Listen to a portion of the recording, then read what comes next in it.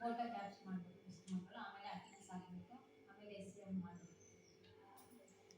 5ನೇ ತಾರೀಕು ಒಳಗಡೆ ಮಕ್ಕಳ ತೂಕನ ಎತ್ತರ ಹಾಗೆ ಮಕ್ಕಳ ತೂಕ ಹಾಗೂ 100% ಮಾಡಬೇಕು. ಮಕ್ಕಳ ತೂಕ ಹಾಕಿ ಅದು ಎಲ್ಲ ಎಂಟ್ರಿ ಮಾಡಬೇಕು. ಪೋಷಣ್ ಟ್ರ್ಯಾಕರ್ ಕೇಂದ್ರ ಸರ್ಕಾರದಿಂದ ಮಾಡಿರುವಂತಹ ಇದು ಒಂದು ಮಹಿಳಾ ಮತ್ತು ಮಕ್ಕಳ ಅಭಿವೃದ್ಧಿ ಇಲಾಖೆ ಅಂಗನವಾಡಿ ಕಾರ್ಯಕರ್ತೆಯರ ದಿನನಿತ್ಯದ ಕಾರ್ಯಾಚರಣೆಯನ್ನು ಒಂದು ಆಪ್ ಮುಖಾಂತರ ಮಾಡುವ ಸಲುವಾಗಿ ಇದನ್ನು ಮಾಡಲಾಗಿದೆ.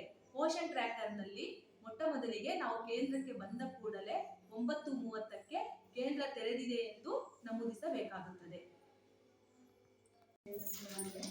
ಫಸ್ಟ್ನೇ ಗರ್ಭಿಣಿ ಆದ ತಕ್ಷಣನೇ ಗಂಡನ ಆಧಾರ ಕಾರ್ಡು ಬೇಕು, ಗರ್ಭಿಣಿ ಆಧಾರ ಕಾರ್ಡ್ ಬೇಕು, IPPB ಅಕೌಂಟ್ ನಂಬರ್ ಬೇಕು. ಇದೆಲ್ಲ ತೆಗೆದುಕೊಂಡು ಹೋಗಿ ನರ್ಸರಿ ಹತ್ರ ಇಂಪ್ರೂವ್ ಮಾಡಿಸಬೇಕು. ಫಸ್ಟ್ನೇ ಗರ್ಭಿಣಿ ಆದ ತಕ್ಷಣ 5 ತಿಂಗಳ ಒಳಗಡೆ ಈ ಅರ್ಜಿ ಕೊಡಬೇಕು. 3,000 ಬೀಳುತ್ತೆ. ಆಮೇಲೆ ಹೆರಿಗೆ ಆದ ತಕ್ಷಣ 2,000 ಬೀಳುತ್ತೆ. ಎರಡನೇ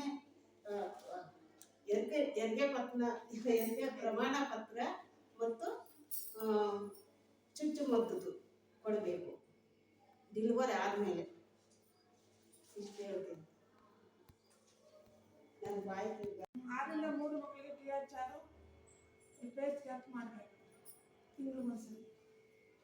3ರಿಂದ 6 FRS ಮತ್ತೆ ಫೇಸ್ ಕ್ಯಾಪ್ಚರ್ ಮಾಡೋದು.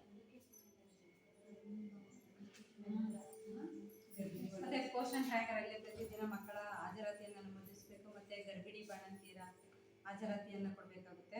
ಮತ್ತೆ ಪ್ರತಿ ತಿಂಗಳು 3 to 6 FRS ಮಾಡಬೇಕು. ಮತ್ತೆ 6 to 3 HCM ಪ್ರತಿದಿನ ನಮೂದಿಸಬೇಕು. 3 to 6 ಅಲ್ಲಿ HCM ನಮೂದಿಸಬೇಕು. ಮತ್ತೆ 1ನೇ ತಾರೀಕಿನೊಳಗೆ 6 to 3 ಈ ಥರ